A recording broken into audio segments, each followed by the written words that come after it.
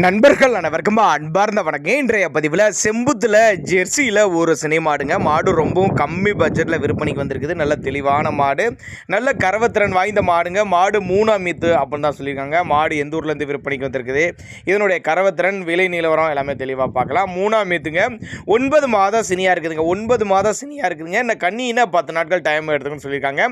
ஒரு 17 லிட்டரு கறவை சொல்லி கொடுக்கலாம். ஒரு 17 லிட்டரு கறவை சொல்லி கொடுக்கலாம். தண்ணி தண்ணிக்கு எந்த ஒரு குறைச்சல் இல்லை. எங்கே இருந்து போனால் சிவகாசி சொல்லியிருக்காங்க. சிவகாசி சொன்னாலும் தமிழ்நாடு முழுக்க டிரான்ஸ்போர்ட் வசதி உண்டு.